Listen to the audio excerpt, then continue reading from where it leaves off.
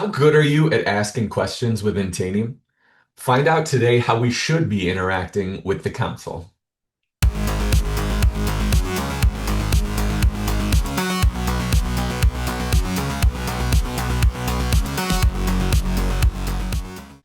Welcome back to Tanium Tech Talks. I am Alex Miller, Product Enablement Architect, and with me today, as always, is my fantastic co-host, Jesh Sachs. Alex, thank you so much. And I am excited to talk about to interact with it a little bit. There's going to be way too many puns on today's episode. And with us here today to walk us through how to use Interact like a pro is Tom. Tom, go ahead and introduce yourself. Thanks, Jesh. It's great to be back on a Tech Talk and great to be here with you both. My name is Tom Dyswell and I'm a Senior Enterprise Engineer here at Tanium. I've been here almost 4 years now and I'm ready to interact with Tanium. Tom, that is absolutely fantastic. Love it. Love to have you here. Kind of horrifying that between the three of us, we almost have 2 decades of Tanium experience, but that's neither here nor there. Now we're talking Interact today. Interact is, in my opinion, and Jesh, maybe you can back this up a little bit. It's really the cornerstone of everything that's going on here, right? We have our linear chain architecture at the very, very bottom. On top of that, we built Interact, which lets us ask questions, send packages, all this stuff. And it's a way for us to gather all of this information from any of the endpoints, right, that have a Tanium client on it. And that allowed us to build out this grand platform, right? So it's really, really important. And I think it's great that we're going through today to do kind of a redux, a rehash, a revamp of the Mastering Interact episode that came out quite a while back in order to make sure that it's kept up to date and we have the best and most available information out there for everyone. Yes. And with that, Tom, I am so excited to just walk through all of this with you. So let's go ahead and get started. When our customers, users, etc., think about what should I do within Interact, where would you start in guiding them of how to start using this to its fullest power and potential? Yeah, absolutely. And interestingly, so when I do work with my customers, I'd always remind them how powerful Interact is, as you guys said. Because what we're doing here is we're asking questions based on all the sensors available to us. And we can do that from almost anywhere within the console. And we can see two core areas straight on the homepage, okay? We've got our Ask Question section just here, where we can type in questions. We can also see recent ones as well. But also, for those eagle-eyed viewers, might see that in recent years, we've added our navigation pane at the top just here, where again, we can type in a question. Now, what's useful for that is that no matter where we are within the Tanium console, that's always going to be there. So you could be within inside a module. We could flick over to, for example, the patch module. We could be working in patch and see something that prompts a question for us to go and ask. And straight away, we can come up here and start typing that in, and we'll be able to then just click on that and open up a new tab and ask that question. Amazing. So we're talking about questions, and I know all of us here on the call understand what a question is, but can you give me a good definition if someone is like, wait a second, pause, we're already above my head. What is a question and why is it important to be able to ask it? Absolutely. So with a question, there's a few things to remember, okay? So the question is built up of multiple sensors or a single sensor. So what is a sensor? Well, that's a great question in itself. If we fly over to the cogs here and we can go to the administration panel and sensors, we can see a list of sometimes 8, 9, and over 1,000 sensors that you can see here in this environment. So these are the ones that we have pre-created, and they're typically going to be available to be run against Windows operating systems, Linux operating systems, essentially almost any of the supported operating systems that's listed on our website. So what you can do with these sensors is put them together or use a single one and use that to ask a question. And it really is what it says on the tin. You're asking all those endpoints within your environment a question, and you're going to get a response. And that's something that blew me away when I first heard about Tanium, and no doubt many of you too. So if you go back to the homepage, let's give it a quick example of that by just going for getting all installed applications from all entities within the environment. And we are asking that live. This information is coming back from all of our endpoints within seconds, and we're getting a big, long list. Tom, I do think it's really important to mention too. One, that was fantastic. Thank you. Your craft is fantastic. I appreciate that. Really important to remember with sensors, eight, nine, 800, 900,000 out of the box, maybe. I don't know what the exact number is these days, but those are fully customizable in your environment too. Any script I want or think I can create to gather specific information from endpoints, we can build into a sensor and then use them in questions. Absolutely. Obviously, key things to remember with that, if you are within a cloud environment, we do have a training course that you would need to do to get that kind of advanced sensor writing qualification and to get that enabled within your environment. But you're right, depending on the modules that you've got, you might have eight, nine, over 1,000 sensors, and you can add your own. So really, the possibilities are endless without sounding a bit too cheesy there. But we can ask almost anything within our environment. So we can ask anything, and these sensors. So this in our question, get installed applications. Installed applications is a sensor that's running. It's pulling the data back. It's bringing it back to me live in the console. Yeah. What if I want to limit what I get back? Maybe I don't want to see my entire environment. Maybe I only want to, concerned about my Linux or my Windows machines. How would I use sensors and questions to do that? That is a fantastic question. And I'm going to go back to the homepage because I do think it's good as we talk about the basics to always start there because there's a few things that we can consider. So if you do a lot of the Tanium training, we'll always talk about the left-hand side and the right-hand side of a question. And I do like to say to customers as well, we have an option to build a question and you might see it more as a top and a bottom. Okay. So let's just talk about a question as a whole. Okay, the question is multiple sensors. That's what we mentioned. Okay, and actually, all of Tanium is built on those sensors and asking a question. All those modules are going to say, is this application installed? When it comes to deploy, patch is going to be the same. Is this patch installed? So we can use this to get all this incredible information. But as you said, Jess, sometimes a filter is going to be really helpful. So I like to actually say to customers, if you're not really used to asking a question, start with building a question, okay? We've got our own question builder. Not to say you can't come in here and type a question, because you can. And as we start typing away in here, even though, look at that, I've got a typo. Our question builder, it knows. He knows I spelt it wrong. It knows what this question should look like and how to get those best responses. So it is going to prompt me. But that's not always going to be the easiest for someone who is new to the environment or new to Tanium. So my favorite, build question. And as I said earlier, I've been here almost 4 years. I still go here every time because it just prompts me to think about what data is available. And this is why I say to customers, yes, you've got your left and your right or your top and your bottom. So the top section here where the question builder is, what data do you want to see, right? What information do you want back from your endpoints? And then the bottom half, of sometimes referred to as the right-hand side of the question, is from what endpoints? And within that, you can build filters, okay? So let's start with just the top bit. So go back to our good old question of installed applications that we mentioned earlier.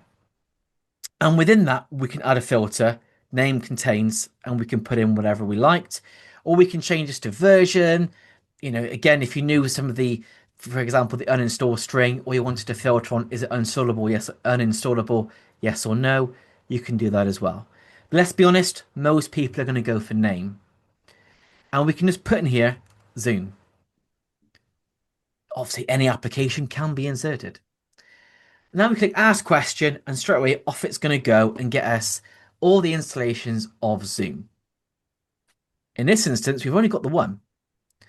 And many endpoints have returned with no results because we haven't filtered out who we're asking. Yeah, we have asked, just show me the installations of Zoom. We haven't said only if you have Zoom installed, for example. So what we can do is go back to that question builder and add that filter in below. So now if we do the same thing again, installed applications, name contains Zoom. So now what we're saying is, right, I want to see the applications that are called Zoom, any iteration of that, if you are an endpoint that has Zoom installed. So that's our what data, who from. And what I also like to also mention as well, look at this here. Now we've built that question of what data we want. We've got our columns. It's actually given us an idea of what that data may well look like. Ask that question, and you'll see that that no results result, that makes sense, doesn't it? The no results result isn't there anymore because we filtered that out. Tom, that's great. I have a question, right? Because I remember, and this comes up a lot on the show, but back when I used to work in a sim every day, you had to learn the syntax, right? You would get these crazy long, strings you had to type in, and I'd be like, oh my gosh, why isn't it working? Oh, well, I added a space somewhere in this long string, right? So I love that you mentioned how it can get around misspellings and things like that. Very much appreciate it. But what I was thinking is sometimes that string would be really long, right? Mm. So do you recommend like using the question builder as well if we have these really complex questions? Like what if I wanted like installed applications from machines that have that application installed, but also have a registry thing and also have this? Is that kind of the method you would use for that as well? Yeah, I definitely would because I don't know about you, but I'm quite visual. So if I come back to the question builder now and want to make a complex filter, having that visualization, I find it easy to understand what I'm asking and who I'm asking it from. So why don't we build a bit more of a complex question now to demonstrate that, yeah? So let's get rid of this stuff here and start again. So let's go to add row. Now, before we go into this, what we can also do is click on Browse All Sensors. And this, in my opinion, is a bit like a dictionary, right, for Tanium, or a bit of a catalog exactly of all the ones that are available to you, and you can search these. So as soon as that complex question that you're thinking of comes up, well, you can go and find out, well, what kind of data is available to me. You can have a quick search on the sensor side or on the category side. Let's take an example here. If we scroll down to patch for categories, on the right hand side, that's now filtered to all of the patch sensors currently available to us. And we can just press on one of these, we can click on one of those, and that is going to give us a bit of an example what that might look like. Select that sensor, and that puts us into our question. So with that, we can build probably quite a complex string, as you mentioned, to gather lots of data. So if I delete that now, let's do a bit more what I would call a common questions. People might want to know, right, computer name. Maybe want the short host name, because maybe when you relate to something like a CMDB, it might not have the fully qualified domain name specified, so you might want both of those. Maybe we also want the operating system. Oh, that didn't go well for me. Fat fingers, you know how it goes. Maybe you also want to see the installed applications. And a common one I also do see a lot of people say is last reboot. Because, if it hasn't rebooted in a while, maybe it's due a reboot. So this is still the top of the question, yeah? This is what data are we going to get back? We can see our columns all down the bottom here. And now we can build a complex filter. So what I would suggest is that we could go for add row, and we can start with, for example, is it Windows? So we're going to say, is Windows contains true? I only want Windows machines to respond. But now I want to ask maybe a bit of a two-sided question. You either have Zoom or you either have Chrome installed, for example, right? So we could do add a group now. So grouping is going to do what it says on the tin, where this inside this group we're looking at an and or an or, and then we can kind of pair all this together. So let's do this now. Installed applications. We're going to say contains Zoom, and then another one for an or, for Chrome with an or, right? So we're going to say contains Chrome. So with that grouping, that I can say, right, in this group, I want this one or this one. So either Zoom or Chrome, but you must be Windows with my and, which is outside that group and paired together. And as we ask that question now, bear in mind, I've not done a filter on the top, so we're going to get lots of information, but all of these machines must be Windows, and they must have either Chrome or Zoom installed. And how easy was that with that visualization of that filter? Tom, that was really easy, and I do want to make special mention because I'm assuming at least somebody out there is going to be like me. I noticed to flick between and or, you just click on and or, right? Yeah. Probably took me 5 minutes the first time I ever encountered that to figure out. A little embarrassing, but I did want to make mention it's so easy to swap between the two. Yeah. Do you know what the one I always get, I always took a while to get used to is when you're doing your filter, you'd write them all out, and I'd always forget to go back and click that apply button. So don't forget when you are doing your filter, you are picking your sensor, you got to click apply each time just to confirm that that is the one that you want to be including here. Mm. You know what? While we're in that filter, can I have you jump back in there? And I have a question. So I know we've done contains zoom, contains this, we've shown that criteria. Is that the only thing we can filter based off of, or do we have more options for this filtering within the results? Now, we actually have quite a few options with that. So I'm glad you asked that question. So you can do things in here. You've got various different filters. You've got contains, does not contain, starts with, does not start with, ends with, matches, does not match. Now, I must say, matches and does not match, these are some really good ones because that uses a regex. And we all got to love a good regex, right? So we could use that in this scenario, which I'll just demonstrate now. And again, you've got a few of the ones in here like equals is less than. Again, if you've got something like a version that you're looking at. So for example, if we had a version here, we might want to go for is less than, and we might want, for example, say less than version 6.0. And that would obviously help us go and find out everything that had a version of less than 6. Bear in mind, it's a bit more complicated than that. You're obviously going to want to pair things together with the name of the application and the version being that as well. But let me show you how a regex might work, for example. So we could take a name, we could do matches, and we could say, for example, starts with, and then have either inside of our group, Zoom, and then our or with our pipe here, and Chrome, and then obviously our dot star to say anything after that. And then this way, if you think about it, we could get rid of that group because that is going to do the exact same thing. And that Right. actually, that offering is great for me. I'm always thinking from the cybersecurity side of things. And if you're looking for something really particular and you're trying to do it really, really quick, and you're just trying to find, maybe a file name has a certain pairing of numbers or strings, alphanumeric, whatever, this could be a really quick way of doing that too. Yeah, and you can take it to And even for another level if we edit that again, and we can just do a row filter. So you know how earlier we looked at how we got these different columns? So you can consider it in the same way. So you could do it as a row filter. So we're going to actually do lots of filters inside of just that kind of one row, if you will. So we could say, so the name would be Zoom like this. Obviously, it could be Zoom Workplace because sometimes has the version in it. We can then say a backslash and a pipe to look at the next column. That's where you might have your version. So we might say it might be 6 and then a dot star again because we're going to say any kind of version 6 to be included in that. And again, you can then do more backslash and pipes to really get complicated on that filter if you wanted to. But if we just apply that now, that would actually say, right, you must have Zoom and version 6 and above for obviously not version 7, but any kind of version 6 to be included in that filter. And we just ask that question and off it we go again.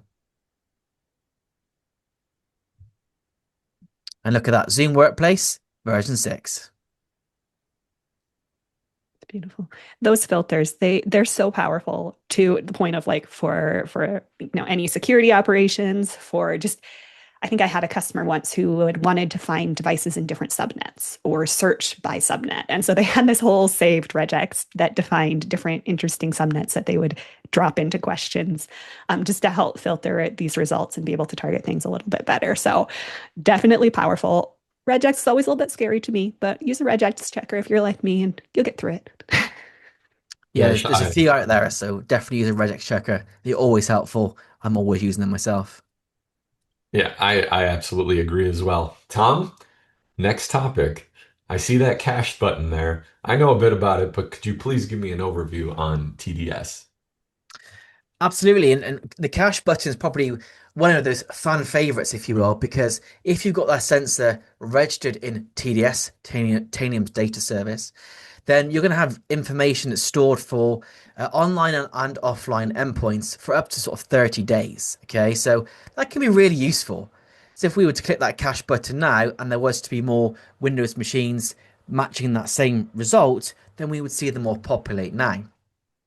So if we go to copy to question builder, and let's just kind of simplify some of this data so we can obviously get a bit more information.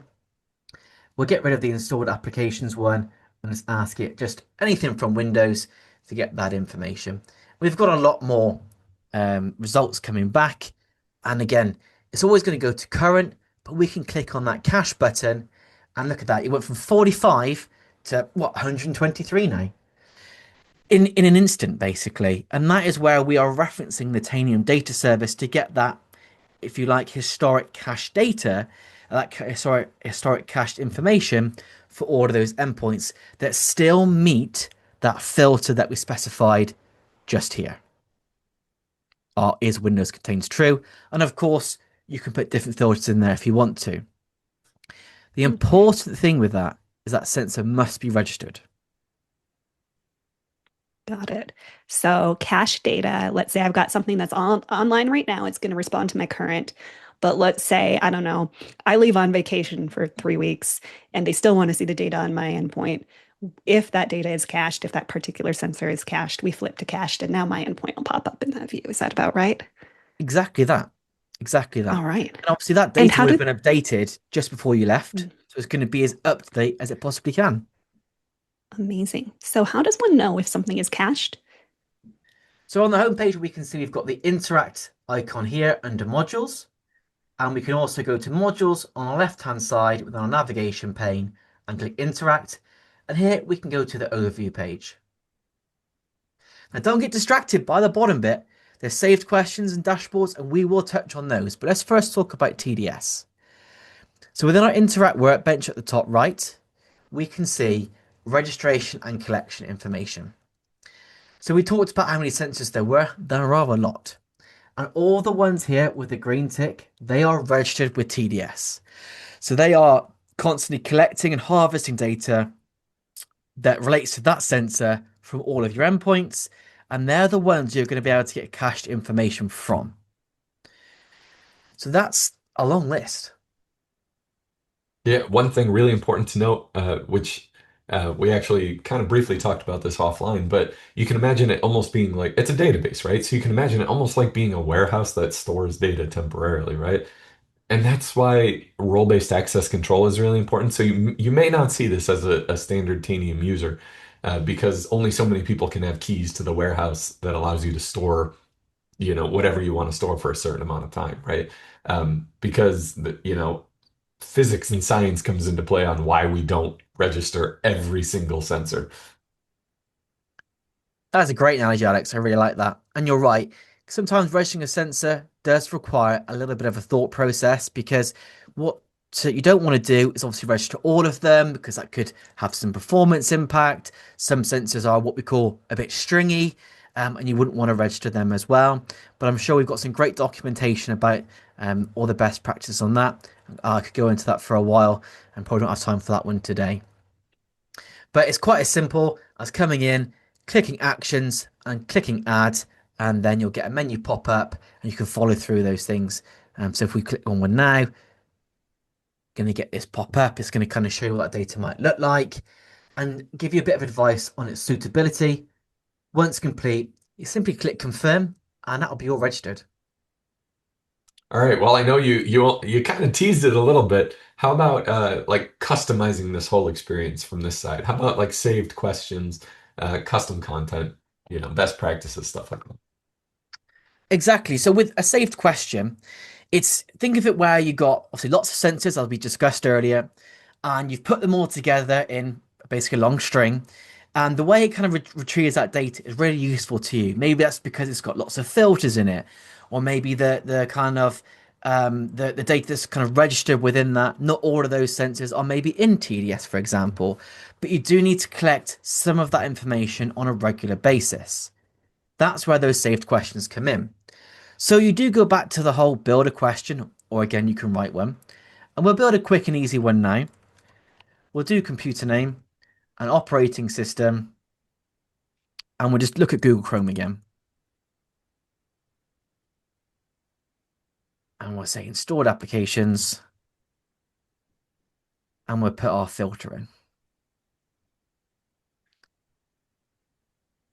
And we'll say again, is Windows. Getting nice and clean then. Because it might be that, for example, Google Chrome is a core application within your business. Everybody should be having it installed and available, and you need to keep track of that. And we can see here, lots of these machines don't have it installed. So this could be something that we need to action, and we can talk about that in due course. But then what we can do is a simple big blue button. And the kind of the rule of thumb I say to my customers is this. If it's blue, you can click on it. So let's click save. And within this, we can give it a name, content set, things like visibility, etc. So we're going to just call this Google Chrome installs.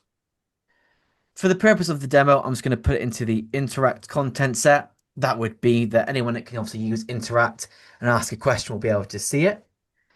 You can also give it a tag if that's useful to yourself. And again, you can change the RBAC if you needed to. I would normally recommend just to do it, keep it according to RBAC. 9 times out of 10, that's not going to get you into any hot water, if you will, with access to this question. And this is the important part here, reissue it. So this is going to mean that this question is reissued to the endpoints, obviously in this case, just the Windows ones, because we put that filter on a schedule.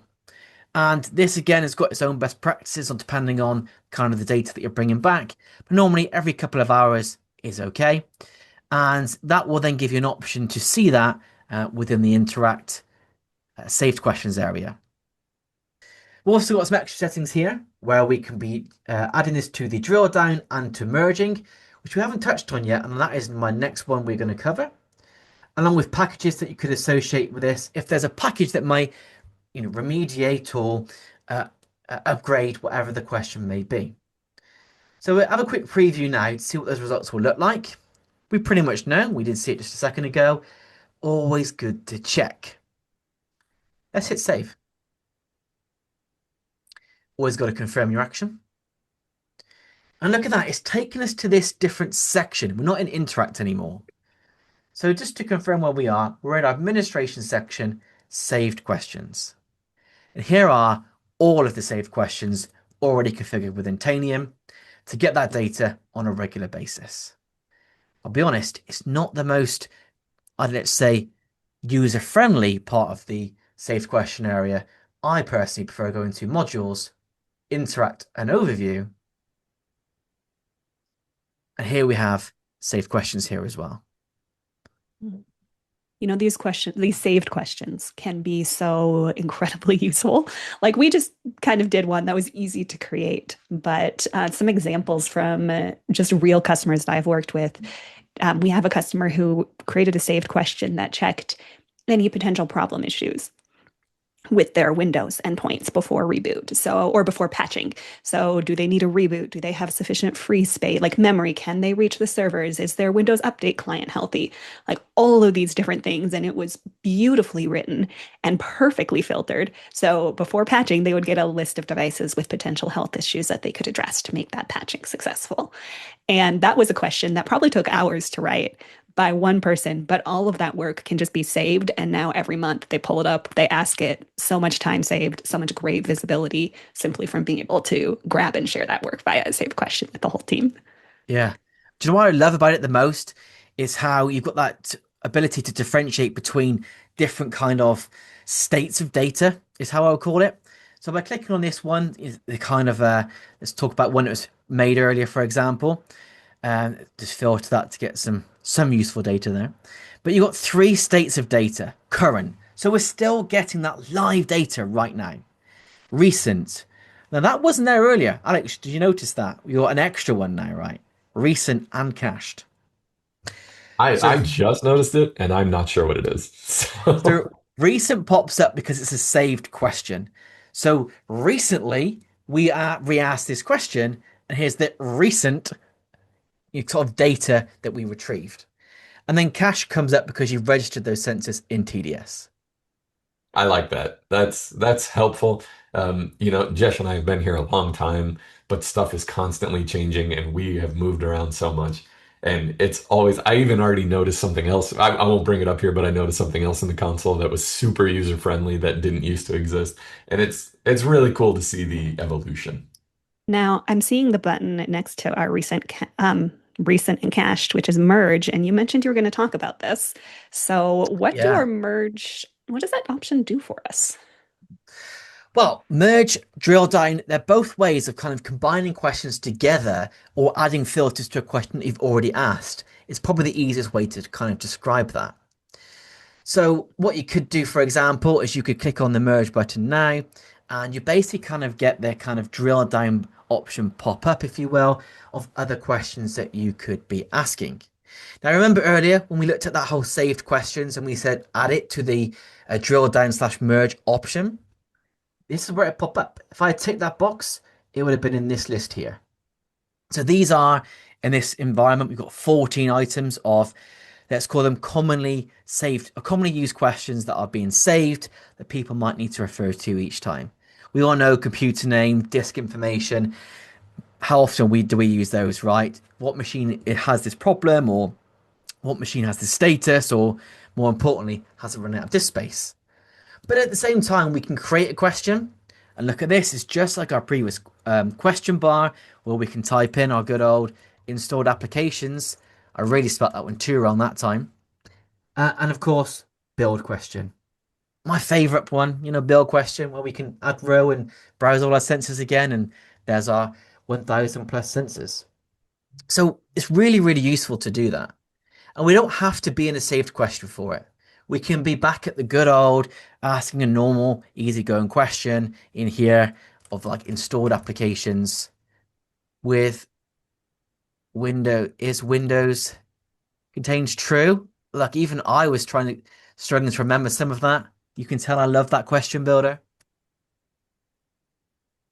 But We all asking only that, have so much space in our heads, you know. I Can't know, remember right? all of those 1,000. So many.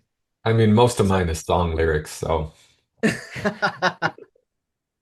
So we go to tick this box here, right? So we've also got our drill down, which is very similar to the merge, but we're drilling down on that particular entry.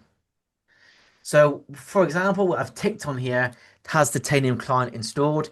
Might not be the best one. Let's go pick another one let's go for Adobe Pro DC. So we have 74 machines with that installed. So I've gone for the good old counting question because they're really important to consider, okay? And I always say to my customers, start with that counting question. So start broad, go get lots of information. And we can see that from a counting perspective, there's 74 of those. And then you want to start drilling down, start adding more of those filters, either manually that we did earlier with our question builder, or with the drill down option, or with the merge option. So with our drill down now, so we're saying, right, all the machines that have that Adobe Acrobat Pro installed, we're going to ask extra information. Now, with this saved question list, it's a bit longer again. It's a few more options based on the endpoints that have responded. We can do our create question or build question.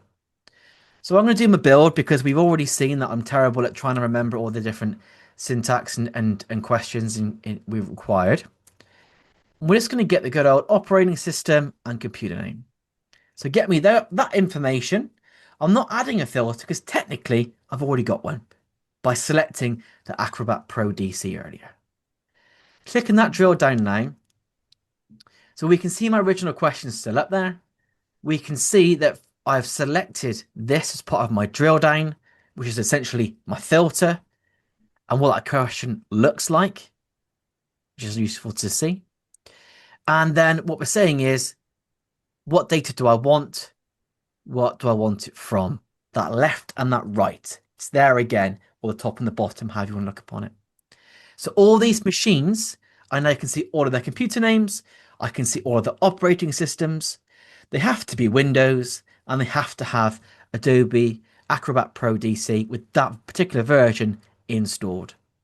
So that can be really useful as well if you think about being able to hone in on some of those complex filters that we talked about earlier, Alex. This kind of helps you almost see how you could create that filter by asking your first question and then using those drill downs and looking at the syntax that Tanium creates for you. I also want to highlight, so drill downs, like we're seeing here, we had our original results, right? We click the row, we build our little drill down query, and now we get a brand new set of results. That's just that new query. But Yeah. merges work differently. Merges, I would start to see them side by side. It'd almost be like it adds it all. And now I get this question with both the computer name, OS, as well as all of the application information. Right, Jesh, let's have a look at merging, how that would differ. So let's go back to our installed applications and just get that basic list again. And now we're going to merge that, but we want that same information. I want to see that computer name and operating system with those installed applications.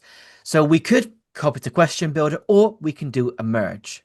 Again, we can obviously tick different options here, but for the interest of the demo, let's do the same two sensors that we did earlier: computer name and operating system.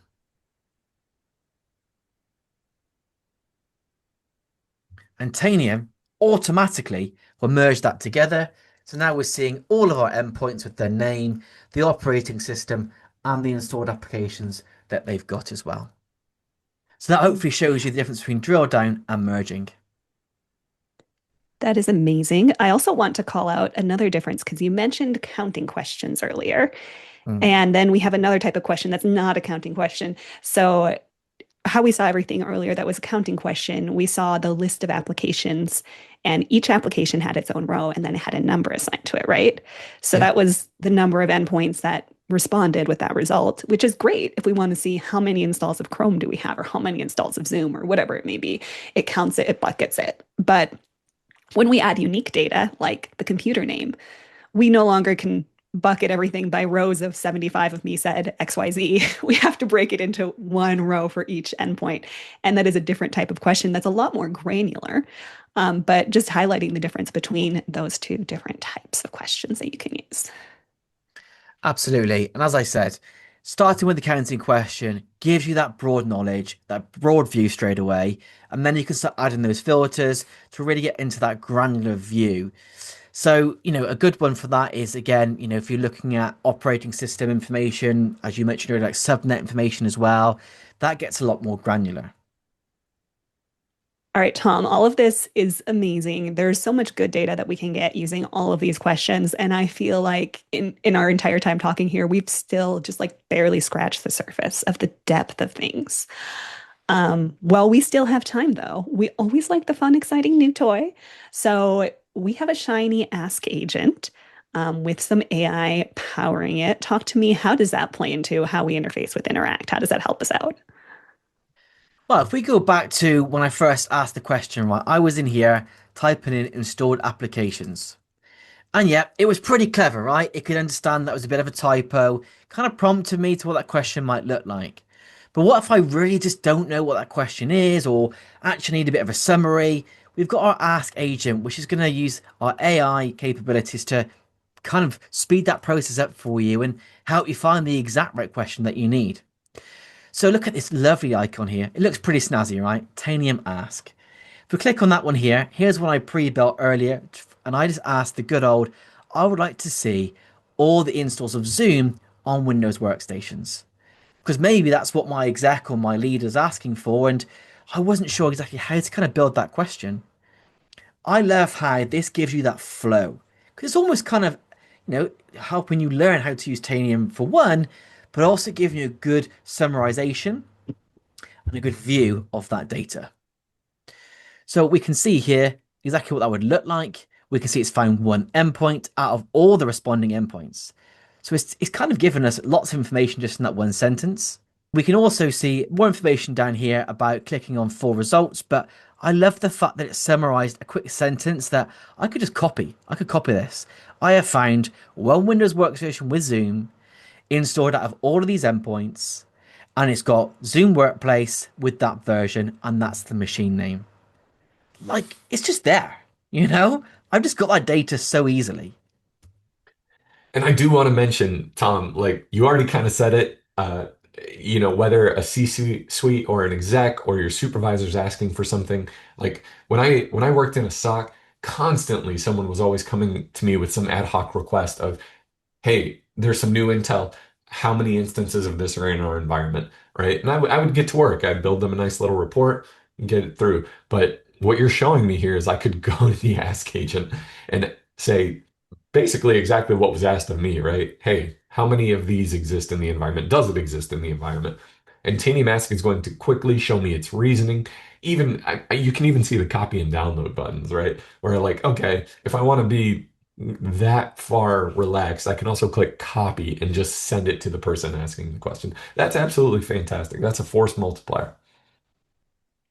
I think what's really good from this as well is that it kind of opens up the Tanium console to people that maybe aren't as used to it, aren't as technical, aren't as hands-on with it. They can just ask that simple question without trying to learn all the question syntax, where the filter should be, the left, the right, the top, the bottom, how you want to look at that filtering. They just ask it and it's going to build it for you. And of course, we can just click on view full results, copy that question in, and there we go. You could technically cheat, right? You've used the Ask AI agent, you copy the question builder. I look really clever. Look at that incredible question I've just built. Well, not only that, but we could also then save that question for use in future reports as a saved question or however we want to do that. That's Yeah. fantastic. We can save it. We can go to cached, merge. We've got the option here to export all the results to a spreadsheet if we needed to. And of course, as we mentioned earlier, we've got our drill down. And of course, we do have the deploy action, but I'm going to save that for another time. Yes, Tom, we are going to save that for part two of this episode where we talk more about actions and packages and things like that. This has been Interact. Tom, thank you so much for joining us today. Can't wait to see you back on part two. Jesh, as always, thank you so much. And thank you, Tech Talkers, for joining us once again. We're really excited to get this episode out to you guys as part of an enablement and teaching Interact. It's really exciting and it's grown over time, right? So thank you so much, Tech Talkers, for joining us. Can't wait to see you next time on Tanium Tech Talks. Yay!